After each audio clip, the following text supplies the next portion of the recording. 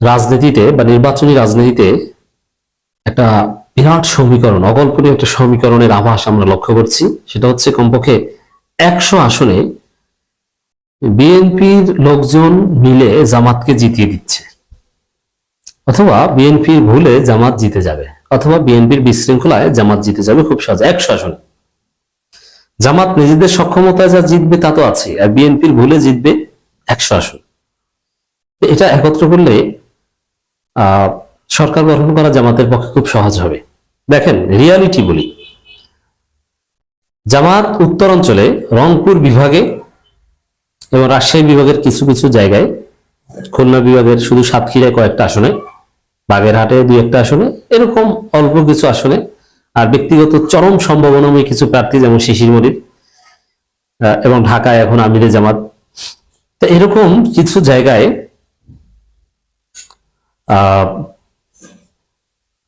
জামাত জিতবে, এতে কোনো সন্দেহ নাই, ভালোভাবে জিতবে।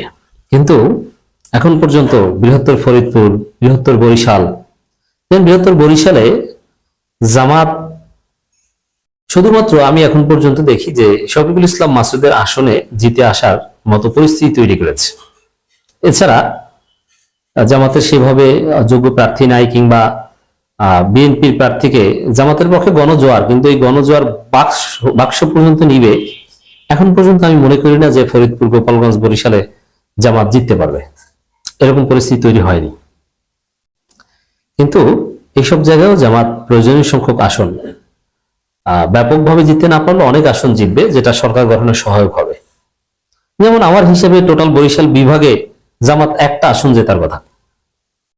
তো সেখানে জামাতের যোগ্যতায় এই পটুয়াখালীতে শফিকুল ইসলাম মাসুদের আসনটা জিতবে, আর বাকি অনেকগুলো আসন বৃহত্তর বরিশালে জামাত জিতবে।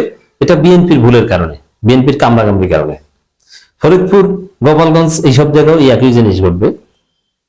জামাত হয়তো বা 2-1টা আসন জেতার সম্ভাবনা ছিল, কিন্তু বিএনপির ভুলে জিতবে বাকিটা। এটা যে সম্ভব, এই যে দেখেন, আমি যে কথাটা প্রায় বলি, জামাত চিন্তা করেছিল 2048 সালে আমরা ক্ষমতার কাছাকাছি যাব, কিন্তু আল্লাহ তাদেরকে 2026 সালেই ক্ষমতার কাছাকাছি নিয়ে এসেছে, 25 সালে। তাহলে এভাবে হতে পারে, আল্লাহর রহমতে এভাবে হতে পারে। দুর্বলতা, জামাতের যে ঘাটতি আছে বৃহত্তর বরিশাল, ফরিদপুর, গোপালগঞ্জ, এগুলো ওভারকাম করে এরকম নাটকীয় ঘটনা ঘটতে পারে। আর সেই পরিস্থিতি যে বিএনপির ভুল, এবং এই যে আজকে জামাতের উত্থান, 48 সালে উত্থানের যে কথা, সেটা 25 সালেই, এটা কিন্তু জামাতের যোগ্যতার চাইতে মূলত আল্লাহর রহমত আর বিএনপির ভুলও আছে। যেমন ডাকসুতে শিবিরে এত বড় বিজয় হওয়ার কথা নয়, ছাত্র দলের ছাত্রীগণার কারণে শিবিরে এত বড় বিজয় হয়েছে। শিবির জেতার কথা ছিল, কিন্তু এত বড় না, এত বেশি ভোট পাওয়ার কথা না। ছাত্র দলের ছাত্রীগিরি কেন? যেমন বিএনপির লোকজন তার নিজ এলাকার ঢাকা বিশ্ববিদ্যালয়ের পড়ুয়া স্টুডেন্টদের ফোন দিয়ে ভোট চেয়েছে, এতে ভোট অনেক কমেছে। আবার শিবিরের বিরুদ্ধে ছাত্রদল নিজেরা ক্রিয়েটিভ কাজ না করে শিবিরের বিরুদ্ধে লেগেছিল, এতে ভোট কমেছে। আর নিজেদের অন্তর্কন্দল, এতে ভোট কমেছে। নাহলে শিবির এত ভোট কিন্তু পায় না। এই জন্য শিবিরের বিজয় একদম ভূমিধস বিজয় হয়েছে, পাহাড়ধস বিজয় হয়েছে। তো দর্শক, এই জায়গায় বিএনপির ভুল, তাদের ছাত্রীপনা, এটা জামাতের বিজয়কে সহজ করছে। তো এরকমই একটা প্রেক্ষাপট নিয়ে আজকে আলোচনা। এটা জামাতের জন্য ব্লেজিং, আল্লাহ রহমত। এবং এইভাবেই মূলত আল্লাহ ক্ষমতা দেন, তো এইভাবে যে আপনার ঘাটতি আছে, কিন্তু আল্লাহ আপনাকে ক্ষমতা দিয়ে দিবেন প্রতিপক্ষের দুর্বলতার কারণে, ভুলের কারণে। যে আপনি অযোগ্য, প্রতিপক্ষ আরো অযোগ্য, অতএব আপনি অযোগ্য হলে আপনি জিতবেন। আমি যে কথাটা বলি, জামাতের 95% প্রার্থী যোগ্য না, এখন যোগ্য হবে না, এটা ঠিক। এটা প্রত্যাশা আমাদের করা ঠিক না। জামাত 1-2 বার ক্ষমতা আসলে তখন 100% প্রার্থী যোগ্য হবে। এই দল ক্ষমতা আসেনি, এই দলটা মজলুম, এই দল করা নিষিদ্ধ ছিল, করলে জেল খাটতে হতো, হত্যার শিকার হতে হতো। এই দলে আপনি যোগ্য লোক প্রত্যাশা করেন কিভাবে? যা আছে আলহামদুলিল্লাহ, কিন্তু দেখা যাবে যে প্রতিপক্ষ আরো অযোগ্য, এবং এই লোকগুলো যোগ্য হবে, চেয়ার এদেরকে যোগ্য বানাবে, স্মার্ট বানাবে। জামাতে একবার ক্ষমতায় থাকলে এরকম শিশির মনির কয়েকশো তৈরি হবে, যোগ্য লোক আসবে। অলরেডি কিছুটা এসেছে, দেখেছেন না, আরো অনেক আসবে একবার ক্ষমতা আসার পর, দেখবেন। তো এই জায়গায় আল্লাহ যদি কাউকে ক্ষমতা দিতে চান, এইভাবে দেন, সেটা আমরা দেখতে পাচ্ছি। দর্শক, শতাধিক আসনে বিএনপির পথের কাটা বিদ্রোহী প্রার্থী, মানে 100+ আসনে তবে 100+ আসনে ওই বিদ্রোহী প্রার্থী সমীকরণে জামাত জিতবে। যেমন ব্রাহ্মণবাড়িয়া 2 বা রবিন ফারানার যে আসনটা, আশুগঞ্জ সরাইল সম্ভবত, সেখানে বিএনপি ওটা চোখ বুঝে হারিয়েছে। কারণ কি, ওখানে রবিন ফারানা সহ আরো 2 জন স্বতন্ত্র নির্বাচন করতে চান, আর জমিয়তের যে প্রার্থী সে 5000 ভোটও পাবে না, আর ধানের শীষ তো ওখানে থাকবে না। তাহলে এটা চোখ বুঝে হারিয়েছে। জমিয়তকে যে 4টা আসন দিয়েছে, ওই 4টা আসন চোখ বুঝে হারিয়েছে। ভিবি নূরকে যদি দেয়, রাশেদকে যদি দেয়, ওগুলোও হারাবে, কারণ ওখানে বিএনপির লোকজন ধানের শীষের ভোট বেশিরভাগ নিয়ে নেবে, আর ওরা অল্প কিছু ভোট পাবে, সুযোগে জামাত চরমনায় জিতে যাবে। সমীকরণ এটাই ঘটবে। যেইভাবে ডাকসুতে শিবিরকে আকাশচুম্বী জনপ্রিয়তা আল্লাহ দিয়েছেন, ওইভাবে বিএনপিকে ডুবিয়ে বিএনপিকে বিভক্ত করার মাধ্যমে জামাত যেসব জায়গায়, যেমন আমি বরিশাল উদাহরণ দিই, জেতার সম্ভাবনা নেই, সেসব জায়গায় জিতবে, ভুলের কারণে জিতবে। সব জিতবে না, একটা বড় অংশ জিতবে। বিএনপি অনেক জায়গায় জিতবে, কারণ এমন তো না যে বিএনপি কোনো আসলে জিতবে না। বিএনপি হয়তো 50 থেকে 100 আসন পেতে পারে, অনেক জায়গায় তো জিতবে। এই 50 থেকে 100 আসন যে পাবে, এগুলো বেশিরভাগ হয়তো বৃহত্তর বরিশাল কেন্দ্রিক অথবা ফরিদপুর গোপালগঞ্জ কেন্দ্রিক হবে। আর জামাত যেগুলো পাবে 160 বা 150 আসন, এগুলো বেশিরভাগই উত্তরাঞ্চল কেন্দ্রিক, সাতক্ষীরা কেন্দ্রিক, চাঁপাইনবাবগঞ্জ কেন্দ্রিক হবে। একাধিক প্রার্থী মনোনয়ন না দেয়ায় স্বতন্ত্র প্রার্থী হিসেবে মনোনয়ন সংগ্রহ, দলের বিরুদ্ধে নির্বাচনী করলে সাংগঠনিক ব্যবস্থা করেন হুঁশিয়ারি বিএনপি। এইসব বিএনপির সাংগঠনিক ব্যবস্থা যে ভুয়া, ওটা বিএনপি জানে। যেমন রবিন ফারানার মতো নেত্রী বলছেন যে ব্যবস্থা নেয়নি, ওটা আমি গুনি না, আমি স্বতন্ত্র নির্বাচন করব। এবং বিএনপিতে এরকম বিএনপির সাংগঠনিক নির্দেশনা অমান্য করে যারা নির্বাচন করেছিলেন অতীতে, তারা সবাই বিএনপিতে ফিরে এসেছেন, বরং তাদের আরো লাভ হয়েছে। কঠিন সময় তাদের মাঠে নামা লাগেনি, বলতে পারছেন আমি তো বহিষ্কৃত ছিলাম। এখন সুসময় তারা পথ ফিরে পেয়ে এখন তারা আবার বল তো বিয়েতে আছেন। এই বহিষ্কার তাদের জন্য ভালো হয়েছিল। শতাধিক আসনে বিএনপির পথের কাটা বিদ্রোহী প্রার্থী, দলের মনোনয়ন বঞ্চিত বিএনপি তারা সংগ্রহ প্রার্থী হিসেবে নির্বাচন করার ঘোষণা দিয়েছে। একাধিক প্রার্থী মনোনয়ন বিধান না রাখায় আবার এবার বিদ্রোহী হিসেবে লড়াই করার সুযোগ পাচ্ছেন বিভিন্ন স্তরে বিএনপি নেতারা। অনেক আসনে স্বতন্ত্র এবং দলীয়ভাবে মনোনয়ন সংগ্রহ করেছেন প্রার্থীরা, যদিও বিদ্রোহী প্রার্থীদের বিরুদ্ধে সাংগঠনিক ব্যবস্থা করার হুঁশিয়ারি উচ্চারণ করেছে বিএনপি।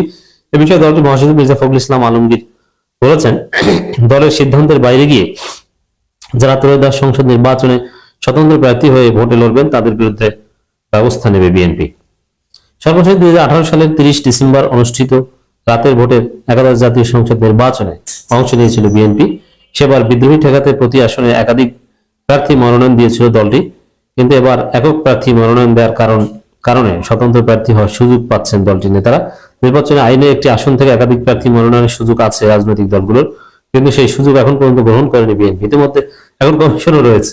তো এই যে একাধিক প্রার্থী, বিদ্রোহী প্রার্থী, আপনি যা দেখেন, ওই 100+ আসনে বিএনপির কামড়াকামড়িতে জামাত সহজে জিতে যাবে। পরিস্থিতি বুঝে, পরিস্থিতি বিবেচনা করে শেষের দিকে নাটকীয়ভাবে জামাতের দিকে আসতে পারে এনসিপি জোট। দর্শক, আপনারা জানেন যে এনসিপি একটা 3 দলীয় জোট গঠন করেছে, এনসিপি, এবি পার্টি এবং রাষ্ট্র সংস্কার আন্দোলন। এটা আমি আগেই বলেছি, এটা কোনো নির্বাচনী জোট নয়। তারা যদিও বোধ নির্বাচনী এবং সংস্কার জোট এই দুইটি বলছে, কিন্তু এটা কোনো নির্বাচনী জোট নয়, এটা স্পষ্ট। কারণ এই 3 দলের আলাদা কোনো ভোটের সমীকরণ নেই যে তারা জোট করলে ভোটে আলাদা কোনো লাভ ক্ষতি হবে, কোনো প্রভাবই নেই। বরং এনসিপি, এবি পার্টি, রাষ্ট্র সংস্কার আন্দোলন, এটাকে আমি কোনো পার্টি মনে করি না, হোয়াটএভার। এখানে এনসিপি, এবি পার্টি, এরা বিএনপির সাথে গেছে, এরা জামাতের সাথে গেছে, ইটস ভেরি সিগনিফিকেন্ট। কিন্তু তারা এমন একটা অবস্থানে ছিল এতদিন যে তারা বিএনপির সাথেও না, জামাতের সাথেও না। কিন্তু এখন যে ইঙ্গিত পাচ্ছি, আমরা আভাস পাচ্ছি যে এনসিপি ঘুরে ফিরে শেষের দিকে সেই পুরনো যে লাভ ক্ষতির খেলা, যারা বেশি সিট দিবে, যারা এমপি বানানোর নিশ্চয়তা দিতে পারবে, তাদের দিকেই যাবে। এর মানে নিছক এনসিপির জোট এটা আলাদা একটা জোট, বিষয়টা এরকম না। তারা এই জোট করে 3 দলীয় জোট মিলে বিএনপি বা জামাত কোন একটা দলের সাথে সমঝোতা যাবে।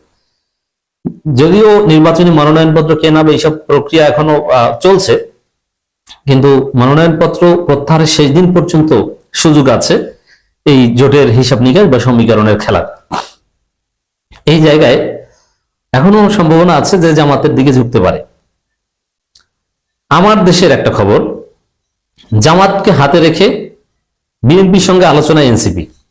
এর মানে এনসিপি এবি পার্টি রাষ্ট্র সংস্কার আন্দোলন যদি চায় তাহলে জামাতের সাথে জোটে যেতে পারবে। এটা জামাতের সাথে অলরেডি কথা হয়েছে, জামাত হাতে আছে, জামাতের সাথে জোট করার সম্ভাবনা একদম উড়িয়ে দেওয়া হয়নি।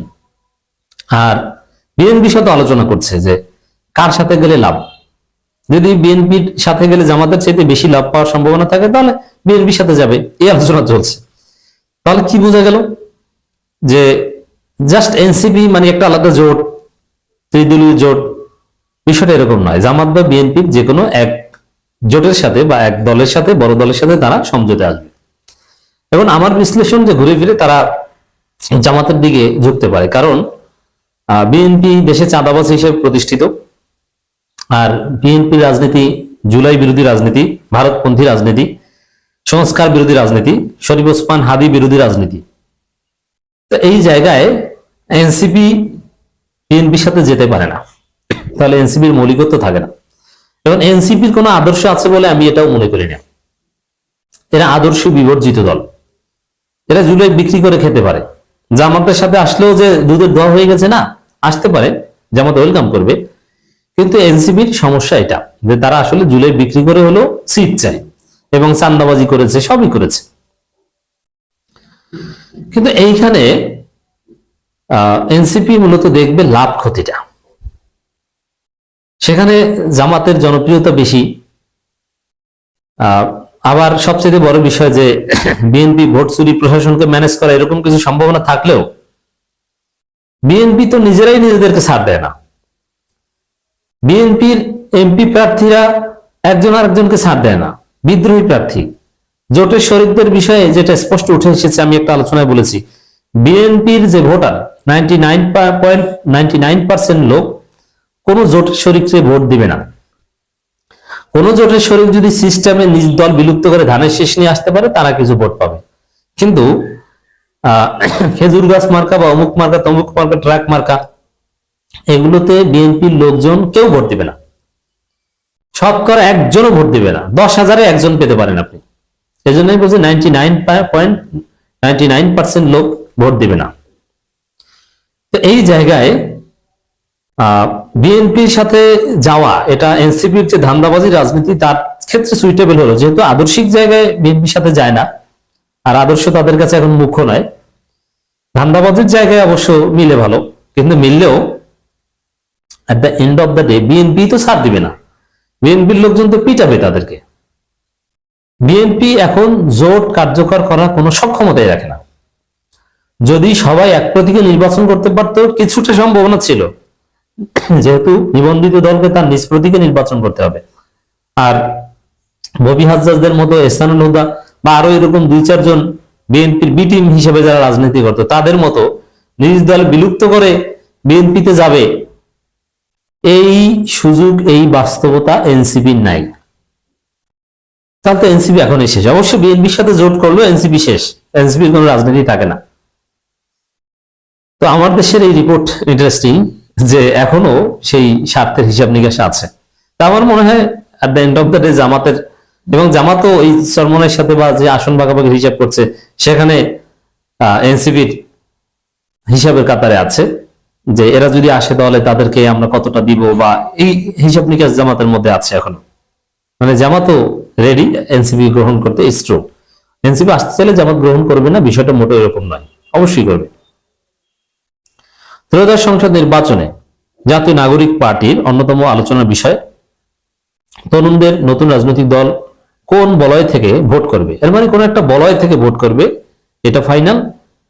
শুধু তাদের 3 দলীয় জোট, ওটা আসলে কিছু না, ওটা একটু নিজেদের জোট ভারী করে এখন একটু শক্তিশালী নেগোসিয়েশন চেষ্টা, এটা বোঝা গেল। দলটিকে কাছে টানতে চাইছে বিএনপি ও জামাত ইসলামীর পক্ষ। হ্যাঁ, বিএনপিও চাইছে, জামাতও চাইছে, এটাও ঠিক। যদিও এনসিপির এমন কোনো ভোট ব্যাংক নাই যেটা বিএনপি বা জামাতের উপকার হবে, কিন্তু ওই জুলাইয়ের পক্ষে বিপক্ষে এইসব সমীকরণে কাজে লাগবে। যেমন জমিয়ত উলামা ইসলামকে 4টা সিট দিয়েছে, তাদের তো ভোট নাই, 4টা সিট তো তারা পায় না। কেন দিয়েছে? ওই যে জমিয়ত জামাতকে 2-4টা গালি দিতে পারবে, জামাত চরমনাইকে ট্যাকেল দিতে জমিয়ত লাগবে, এই কারণে তাদের দিয়েছে। উভয় পক্ষের সঙ্গে নানান মাধ্যমে আলোচনা চলছে এনসিপির। আগামী সংসদে জুলাই যোদ্ধাদের প্রতিনিধিত্ব নিশ্চিত করতে জামাতকে হাতে রেখে বিএনপির সঙ্গে আসন সমঝোতা আলোচনা করছে দলটি। এ ব্যাপারে সিদ্ধান্ত আসতে পারে চলতি সপ্তাহে। সময় আছে, প্রায় 18-19 তারিখ পর্যন্ত সময় আছে জানুয়ারি। বিভিন্ন সূত্র জানা যায়, গণঅভ্যুত্থান নেতৃত্ব দেওয়া তরুণদের এনসিপিকে আগামী নির্বাচনের কাছে টানতে চায় বিএনপি ও জামাত। এ লক্ষ্যে বিভিন্নভাবে দলটির সঙ্গে দেশের প্রধান দুই দলের সঙ্গে আলোচনা চলছে অনেকদিন ধরেই। এক্ষেত্রে এনসিপির উদ্দেশ্য আগামী সংসদে বিপ্লবীদের প্রতিনিধিত্ব নিশ্চিত করা। এই বিপ্লবীদের প্রতিনিধিত্ব নিশ্চিত করা আদর্শ বিসর্জন দিয়ে না, এইটা কোনো রাজনীতি না। মানে সংসদে যেতে হবে, তাতে জুলাই বিক্রি করা লাগে আর যা লাগেও, এটা হচ্ছে এনসিপির উদ্দেশ্য। ওইটাই নাম দিয়েছে বিপ্লবীদের প্রতিনিধিত্ব নিশ্চিত করা। এটা কোনো কথা না। কেন জামাত কি বিপ্লবী না? বিপ্লবী ছিল না। সাদিক কায়েমরা কি বিপ্লবী ছিল না? এটা কোনো কথা না। ওটা হচ্ছে যে সংসদে যেতে হবে, স্বার্থ লাগবে, নইলে অফিস দ্বারা পাওয়া যাবে না। আর বিএনপি জামাতের উদ্দেশ্য বিপ্লবীদের সঙ্গে থাকার বিষয়টি দেখিয়ে ভোটের মাঠে বাড়তি সুবিধা নেওয়া। হ্যাঁ, এটা ঠিক। তবে এক্ষেত্রে বুঝে শুনে হিসাব করে পাফরার নীতি নিয়ে বেশি আসন ছাড় পাওয়ার কৌশল এড়াচ্ছে, বেশি ছাড় পাওয়ার কৌশল নিয়ে হচ্ছে এনসিপি। এটাই কথা, এটাই হচ্ছে শেষ কথা, যে যার কাছে বেশি আসন পাবে এবং জেতার সম্ভাবনা থাকবে তার কাছেই যাবে, কেন আদর্শ কিছু না। তবে শেষের দিকে ঘুরে ফিরে জামাতের কাছে বেশি আসন পাওয়ার সম্ভাবনাই থাকবে, এটাই অনুমেয়। জামাতের দিকে আসতে পারে। নির্বাচন ঘনিয়ে আসছে, অথচ বিএনপির মনের মতো কিছুই ঘটছে না। মির্জা ফখরুলের সমস্ত হিসাব এলোমেলো। এজন্য হতাশ হয়ে মির্জা ফখরুল এখন বলছেন ব্যক্তি মহল ট্রানজিশনাল প্রসেসকে বাধাগ্রস্ত করতে যাচ্ছে। এইটার অর্থ কি জানেন? এটা খুব ডেঞ্জারাস কথা। মির্জা ফখরুল সামনে অন্ধকার দেখছেন। ব্যক্তি মহল আবার কারা? ট্রানজিশনাল প্রসেসটা কি? ট্রানজিশনাল প্রসেসের যে পলিটিক্যাল সায়েন্সের সংজ্ঞা, ওইটা মির্জা ফখরুল বোঝান নাই। মির্জা ফখরুল বুঝিয়েছেন যে ইউনূস সরকার থেকে বিএনপি ক্ষমতা আসবে, ওইটা হচ্ছে ট্রানজিশনাল প্রসেস। মানে তাদের কাছে কোনো বিপ্লব পরিবর্তন এগুলো কিছু না, জাস্ট একটা ট্রানজিশন। আওয়ামী লীগ গেছে, ইউনূস এসেছে, এখন বিএনপি আসবে। তারা এইভাবে ট্রানজিশনটা দেখে, কিন্তু সেই ট্রানজিশনের স্বপ্ন পূরণ হচ্ছে না, মনের মতো কিছুই হচ্ছে না। এখন মূলত মির্জা ফখরুল ইঙ্গিত করেছেন যে আপনারা জানেন যে স্বরাষ্ট্র উপদেষ্টা থাকবে না, এই বিষয়ে মোটামুটি একটা একমত হয়েছে সরকার। স্বরাষ্ট্র উপদেষ্টা জাস্ট কৃষি উপদেষ্টা হিসেবে দায়িত্ব পালন করবেন। আর স্বরাষ্ট্র উপদেষ্টা হিসেবে ডক্টর খলিলুর রহমানের নাম উঠে এসেছে, বা আরো যে কেউ হতে পারে। এখন যেই আসুক, জাহাঙ্গীরকে পরিবর্তন করলেই বিএনপির জন্য একটা কঠিন মারা খাওয়া। এর মানে খলিলুর রহমান আসুক আর ইউনূস নিজে দায়িত্ব নিক, বিএনপির জন্য খুব খারাপ অবস্থা। এই উপদেষ্টা পরিষদে এখন রদবদল, যেটা মঙ্গলবার করার কথা ছিল, শপথের কথা ছিল, এখন আবার একটু ডিলে করা হয়েছে। আপনার আলোচনা শুনতে শুনতে হয়তো শপথ শুনতেও পারেন অনেকে। এগুলো মূলত বিএনপি একদম চায় না, কারণ বিএনপি সব সাজিয়েছে নিজেদের মতো করে, সবকিছু ম্যানেজ করেছে। এখন নতুন কেউ এসে যদি সব উল্টোপাল্টা করে দেন, আর সবচেয়ে বড় বিষয় হচ্ছে ডক্টর খলিলুর রহমানকে বিএনপি ভয় পায়। আর তাকেই ওই ব্যক্তি হিসাবে খলিলুর রহমানকে এবং ইউনূসকে টার্গেট করছে বিএনপি। কেন? খলিলুর রহমানের পদত্যাগ চেয়েছিল বেশ আগেই, 13 জুনের আগে সংবাদ সম্মেলন করে বিএনপি ডক্টর খলিলুর রহমানের পদত্যাগ চেয়েছিল। রুহুল কবির রিজভী সংবাদ সম্মেলন করেছিলেন, নাম্বার 1। দ্বিতীয় হচ্ছে 13 জনের পর চুপচাপ, কিন্তু এই ডক্টর খলিলুর রহমান ভারতের বিরুদ্ধে সোচ্চার, ভারতের আধিপত্যবাদের বিরুদ্ধে এক বলিষ্ঠ কণ্ঠস্বর। ভারতকে যতটুকু নাকানি চোবানি খাওয়ানো হয়েছে ইউনূস সরকারের পক্ষ থেকে, এটা কিন্তু ডক্টর খলিলুর রহমানের কারণে। এই কারণে বিএনপি কিন্তু ডক্টর খলিলুর রহমানকে আমেরিকার দালাল বলেছে, এবং বিএনপির লোকজন এই খলিলুর রহমানের শালি বিয়ে দিচ্ছে ইহুদির কাছে, অমুক তমুক, তিনি মার্কিন নাগরিক, নানান প্রচারণা। কেন? ভারত বিরোধী। এখন ভারতের রয়ের প্রেসক্রিপশন অনুযায়ী সুন্দরভাবে প্রশাসন অনেকটা সাজিয়েছে, এমনকি ওয়াকারের সাথেও বিএনপির একটা আন্ডারস্ট্যান্ডিং হয়েছে। এখন খলিলুর রহমান আসলে তো সব উলট পালট করে দিবেন। তাহলে ওই যে ইউনূস থেকে সুরসুরিয়ে বিএনপি ক্ষমতা আসবে, যেটাকে মির্জা ফখরুল ট্রানজিশনাল প্রসেস বলছেন, সেই ট্রানজিশনাল প্রসেস বাধাগ্রস্ত হবে। এর মানে ইউনূস সরকারকে বিএনপি যেভাবে চায়, বিএনপি যেভাবে সাজাচ্ছে, এর বাইরে কিছু হলেই যে ট্রানজিশনাল প্রসেসকে বাধাগ্রস্ত করতে চায়, এই সুর নিয়ে এসেছে বিএনপি। কিন্তু আসলে কি? আসলে বাস্তবতা হচ্ছে যে বিএনপির মন মতো কিছুই হচ্ছে না, কিছুই করছে না, আর ঘটবেও না। তারেক রহমান দেশে আসলেও হয়তো আবার চলে যাবেন, এই প্রেক্ষাপট তৈরি হতে পারে। দেখেন, বিএনপির প্রার্থী বিদেশ যাত্রায় নিষেধাজ্ঞা দেওয়া হয়, এর মানে প্রায় গ্রেপ্তার। এবং ভারতের যে সংগঠন বিশ্ব হিন্দু পরিষদ, যারা বাংলাদেশ দূতাবাসকে আক্রমণ করে, যে জঙ্গিরা, ওই জঙ্গি গোষ্ঠীর বাংলাদেশ চ্যাপ্টারের মহাসচিবকে নমিনেশন দেয় বিএনপি। খালেদা জিয়াকে এইভাবে অসুস্থ রেখে নির্বাচন করা, এটা বিএনপির পক্ষে সম্ভব নাও হতে পারে। আবার দেখেন এরা কেমন, খালেদা জিয়া শ্বাস করতে পারছে না ঠিক মতো, ইলেকট্রিক ভেন্টিলেটর দিয়ে বা নানান ভাবে কোন রকম বাঁচিয়ে রাখা হচ্ছে। আবার অনেকে বলছেন যে আসলে জীবিত নাই, আর এরা কনসার্ট করে। কেমন অমানুষ হলে আপনি একটু চিনতে পারেন, আপনার বাবা মা একদম মুমূর্ষ, আপনি জানেন, আপনি 2-1 সেকেন্ড পরে শুনতে পারেন যে সে নাই, মারা গেছে। আপনি ইন্নালিল্লাহ পড়ার জন্য প্রস্তুত, কোন জায়গায় দাফন করবেন, কি জানাজা কেমন হবে, কে পড়াবে, সব ঠিক করে ফেলেছেন। জাস্ট কোন রকম একটু আছে, মুখে পানি দিচ্ছেন, জমজমের পানি দিচ্ছেন মুখে। এই অবস্থায় আপনি কি কনসার্ট করতে পারবেন? কিন্তু বিএনপি সাপোর্ট করছে। এদের মধ্যে কোনো মানবিকতা বোধ নেই। এই অমানুষ সংগঠনকে মানুষ ভোট দিবে না। যাদের মধ্যে মানবিকতা বোধ আছে, খালেদা জিয়ার প্রতি রেসপেক্ট আছে, তারা এই বিএনপিকে ভোট দিবে না। দর্শক, ওই স্বরাষ্ট্র উপদেষ্টা চেঞ্জ হওয়ার খবরেই বিএনপির হিসাব নিকাশ, মির্জা ফখরুলের হিসাব নিকাশ এলোমেলো। রয়ের প্রেসক্রিপশনে যেভাবে সাজিয়েছিল প্রশাসন, দেখা গেছে স্বরাষ্ট্র উপদেষ্টা চেঞ্জ হলে সেরকম থাকবে না, একটা নতুন পরিস্থিতি। তো এটা নিয়ে মির্জা ফখরুল চিন্তিত। আর যদি এরকম হতো যে হাসিনা গেছে, কোন বিপ্লব, পরিবর্তন, সংস্কার, এগুলোতে বিএনপি বিশ্বাস করে না। জাস্ট এরকম যদি হতো, হাসিনা গেছে, 3 মাসের জন্য ইউনূস এসেছে, তার 3 মাস পরে বিএনপি সুরসুরিয়ে বিড়ি ক্ষমতায় চলে এসেছে, কোনো কথা নাই, তাহলে মির্জা ফখরুলের কাছে ঠিক ছিল যে না, ট্রানজিশনাল প্রসেস ঠিক মতো হয়েছে। মির্জা ফখরুলের ভাষা যদি শুনেন, হাসিনার ভাষার সাথে কোনো পার্থক্য নেই। গভীর ষড়যন্ত্র চলছে, 71-এর পরাজিত শক্তি জেগে উঠছে, স্বাধীনতা বিরোধী শক্তি অমুক্ত, অথচ সে নিজেই 71-এর পরাজিত শক্তি, রাজাকারের পুত্র, সাজাপ্রাপ্ত জেল খাটা রাজাকারের ছেলে। মির্জা ফখরুল, কোন লজ্জা শরম আছে? আর এই যে মানুষ যে জেনে গেছে, বাংলাদেশের সব মানুষ যে জানে যে মির্জা ফখরুল সাজাপ্রাপ্ত রাজাকারের ছেলে, শুধু রাজাকার না, সাজাপ্রাপ্ত জেল খাটা রাজাকারের ছেলে। জেল কাটলে যে সাজাপ্রাপ্ত তাও না, একদম সাজাপ্রাপ্ত।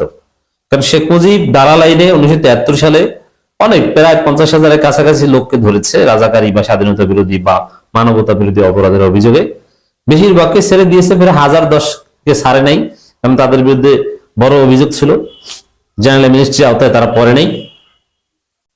তাদেরকে ধরে বিচার করা হয়েছে, নানান মেয়াদে অনেকের শাস্তি হয়েছে। ওই যাদের সাজা হয়েছে তাদের মধ্যে মির্জা ফখরুলের বাপ মির্জা রুহুল আমিন একজন, 301 নম্বর তার আশা কয়েদি নাম্বার ছিল বা হাজতি নাম্বার ছিল। সে এই কথা যে মানুষ জানে, এটা আবার মির্জা ফখরুল জানে না, কারণ মির্জা ফখরুল তো থাকেন ঘরের মধ্যে, মানে একটা অন্য জগতে থাকেন। তিনি মনে করেন যে কেউ কিছু বুঝে না, কাকের মতো। কাক যখন সাবান নেয়, নিয়ে তাল গাছের উপর রাখে, চোখ বুঝে রাখে। কেন চোখ বুঝে রাখে? ও ভাবে যে আমি চোখ বুঝে জিনিসটা রাখছি, পৃথিবীর কেউ দেখে না, আমি চোখ বুঝি মানে পৃথিবী অন্ধকার হয়ে গেছে। আসলে অন্য মানুষ যে বা অন্য লোকজন যে ঠিকই দেখছে, এটা ওই কাক বুঝে না। তবে মির্জা ফখরুল অবস্থা হচ্ছে এরকম। এর প্রমাণ হচ্ছে যে ওসমান হাদিকে মির্জা ফখরুল চিনেন না, তাহলে মির্জা ফখরুল দুনিয়ার খবর কতটা রাখেন তাহলে বুঝেন, জানেন না। আবার এসি বিস্ফোরণ হয় গত রমজানে, সেটাকে বলে বোমা হামলা। এই হচ্ছে মির্জা ফখরুল। তো দর্শক, বিএনপি এখন ইউনূসকে বলছে নিরপেক্ষ জামাতি, সিইসি কে বলছে নিরপেক্ষ জামাতি, এবং নিরপেক্ষ জামাতি বুঝেন, এটা একটা ট্রল, এটা একটা ট্যাগ। নিরপেক্ষতার ভাব নেই, আসলে জামাতি। তো দর্শক, এখন ইউনূস যে উপদেষ্টা পরিষদের রদবদল করছেন, এটাকে বিএনপি থ্রেট মনে করছে। কারণ বিএনপির মনের মতো কিছুই হচ্ছে না, আর হবেও না। প্রফেসর ইউনূস চূড়ান্ত সফলতার দ্বার প্রান্তে। শেখ হাসিনাকে নিয়ে অকল্পনীয় সুখবরের ইঙ্গিত আমরা লক্ষ্য করছি। একটা খবর বিশ্লেষণ করব দর্শক।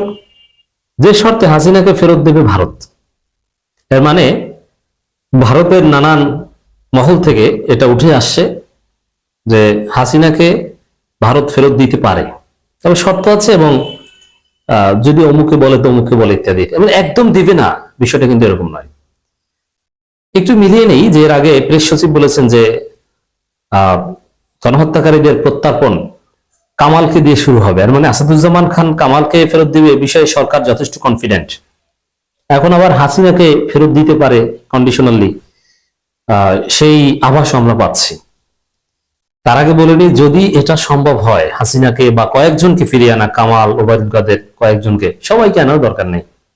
এটা ইউনূসের জীবনের সবচেয়ে বড় সফলতা হবে। ইউনূস কি নোবেল প্রাইজ পেয়েছেন, আর কিসের বাংলাদেশের বিপ্লব পরবর্তী অন্তর্বর্তীকালীন সরকারের প্রধান উপদেষ্টা হয়েছেন এবং নানা সংস্কার করেছেন। নতুন বাংলাদেশের ভিত্তিপ্রস্তর, জুলাই সনদ, জুলাই ঘোষণাপত্র, অনেক কিছুই তো করেছেন। গণভোটেরও ব্যবস্থা করছেন। সব বাধা বিপত্তি অতিক্রম করে একটা নির্বাচনের দিকেও যাচ্ছেন। সব সফলতাকে ছাপিয়ে ইউনূসের জীবনের শ্রেষ্ঠ নোবেল প্রাইজের চাইতে বড় সফলতা হবে হাসিনাকে যদি ফেরত আনতে পারি এটা। তাহলে এখন যে আলামতগুলো আমরা দেখছি যে একদম অসম্ভব নয়, কারণ 2-2-4 মিলে যাচ্ছে। দেখেন, একদিকে বাংলাদেশ সরকার কিন্তু ভারতের সাথে চোখ রেখে কথা বলছে, তাদেরকে কোনো ছাড় দিচ্ছে না। একই দিনে পাল্টাপাল্টি তলব করা অ্যাম্বাসেডরকে, হাই কমিশনারকে ভারত তলব করে, বাংলাদেশে তলব করে, চা খাওয়ার নামে তলব, কত কিছু, সমান সমান, টিট ফর ট্যাট। এবং ভারতীয়দের ভিসা দেওয়া বন্ধ করে দিয়েছে বাংলাদেশ বিভিন্ন জায়গায়। এটা কূটনৈতিক সম্পর্ক স্থগিত করার সামিল। কারণ ভিসা বন্ধ থাকলে তো আর কোনো কূটনৈতিক সম্পর্কই নেই। সব সম্পর্কের মূল ভিত্তিতে ভিসা। আপনি ব্যবসা করবেন, আগে তো ভিসা লাগবে। সে ভিসা সেন্টার বন্ধ করে দিয়েছে এবং বাংলাদেশ সরকার স্পষ্ট করে বলেছে, ভারত সরকার মিথ্যা কথা বলছে। বাংলাদেশ সরকার স্পষ্ট করে বলেছে যে সরকারের প্ররোচনা ছাড়া, সরকারের অনুমতি বা তাদের সমর্থন ছাড়া ভারতীয় হিন্দুত্ববাদী উগ্র সন্ত্রাসীরা বাংলাদেশ হাইকমিশনে ভিসা সেন্টারে হামলা করতে পারে না। এই অভিযোগ বাংলাদেশ সরকার করছে, মোদীকে কাঠগড়ায় দাঁড় করাচ্ছে। এবং এটা চলতে থাকলে কূটনৈতিক সম্পর্ক সীমিত করার হুমকি দিয়েছে ইউনূস সরকার। একদিকে এই ঘটনা টের পেয়ে রাশিয়া বলছে যে সব ঠিক করে ফেলেন, নইলে কিন্তু সামনে বিপদ আছে, ইউক্রেনের মতো আবার হইয়েন না।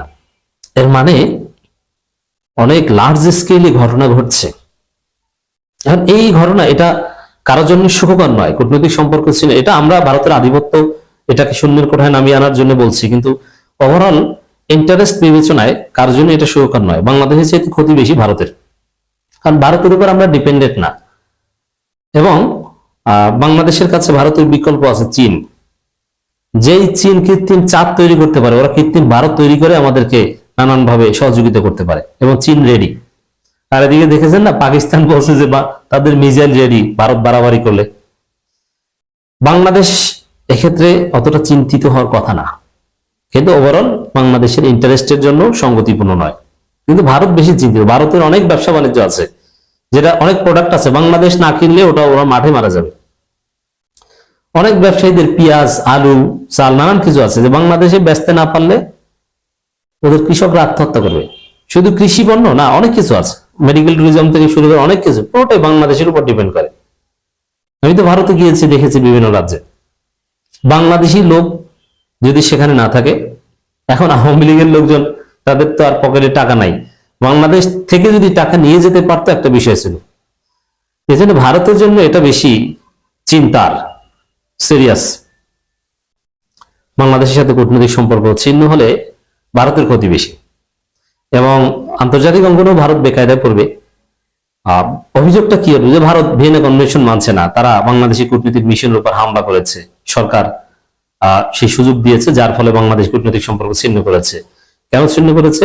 মানবতা বিরোধী অপরাধে দণ্ডিত অপরাধীকে প্রকাশ্যে ভারত আশ্রয় দিয়েছে এবং ভারতে বসে সরাসরি বাংলাদেশের স্বাধীনতা সার্বভৌমত্ব বিরোধী কাজ করার সুযোগ দিয়েছে। যার ফলে ভারতের সাথে কূটনৈতিক সম্পর্ক ছিন্ন। শরীফ ওসমান হাদির এই বিষয়টাও সামনে আনতে পারে। দেখেন জাতিসংঘের মহাসচিব যে বিষয়ে কথা বলেছে ওসমান হাদির বিষয়ে, যুক্তরাষ্ট্র যুক্তরাজ্য সবাই বলেছে। তো এইসব বিষয় সামনে এনে যদি কূটনৈতিক সম্পর্ক ছিন্ন করে, এতে ভারত কঠিন বেকায়দায় পড়বে। আর বাংলাদেশের সাথে এখন পাকিস্তান, চীন আরো অনেকে আছে। আর ইউনূস ক্ষমতায়, ইউনূস কি করতে পারেন সেটা তো ভারত জানে। তো এই জায়গায় ভারত বাঁচতে, আবার ভারত এমনিতে চূড়ান্ত বেকায়দায় পড়ার মুহূর্তে আছে। বিশেষ করে ট্রান্সন্যাশনাল গুম কেসে, কয়েকটা সুখরঞ্জন বাড়ি গুম কেস, সালাউদ্দিন গুম কেসে পুরো রাষ্ট্র হিসেবে ভারত ফেসে যেতে পারে, সে পর্যায়ে আসছে। কারণ এই ট্রান্সন্যাশনাল গুম, এটা ভারতের রয়ের সরাসরি সাউথ ব্লকের কনসেন্সার হয়নি, এবং সালাউদ্দিন যেভাবে থেকেছে শিলংয়ে, এটা সরাসরি ভারত সরকার পৃষ্ঠপোষকতায়। এছাড়া বাংলাদেশের সেনাবাহিনী হত্যা করেছে ভারতের লোকজন এসে, ভারতের রাষ্ট্রীয় মদদে। তো এটা মোটামুটি অলরেডি প্রমাণিত হয়েছে। এইসব পয়েন্টে তো ভারত কঠিন বেকায়দায় আছে। তো এগুলো যদি ইউনূস যথাযথভাবে কাজে লাগাতে পারে, হাসিনাকে ফেরত দিতে বাধ্য হতে পারে, শর্ত দিতে পারে, এবং সেটা হাসিনাকে এভাবে ফেরত আনতে পারলে এটা হবে ইউনূসের জীবনের সবচেয়ে বড় সফলতা। তখন মানুষ হয়তো মিছিল করবে যে স্যার নির্বাচন দরকার নাই, আপনি হাসিনাকে এনে দিয়েছেন, এখন ফাঁসি দেন, তারপর আপনি থাকেন যতদিন আছেন। এটা আবেগ, আমি বলছি না যে এটা হওয়া উচিত বা হবে। মানে এই সম্মান ইউনূস পাবেন, এবং নোবেল পুরস্কারও পেয়ে যেতে পারেন, বলা যায় না। আবারও শান্তিতে নোবেল পুরস্কার পেতে পারেন যদি হাসিনাকে এনে ফাঁসি দেওয়া যায়। যদিও নোবেল কমিটি ফাঁসির পক্ষে নয়, হাসিনাকে আনতে পারাটা হচ্ছে মূল, তাকে ফাঁসি দেওয়া হোক বা না হোক। তো এখানে হ্যাঁ, এখানে যে কথাটা বলা হচ্ছে যে যুক্তরাষ্ট্র বললে মোদি ফেরত দিতে পারে। তো এক্ষেত্রে যুক্তরাষ্ট্র বলতে পারে, ইউনূসের কূটনৈতিক দক্ষতার কারণে যুক্তরাষ্ট্র ভারতকে বলে দিতে পারে যে হাসিনাকে, কামালকে ফেরত দেন। শর্ত কি?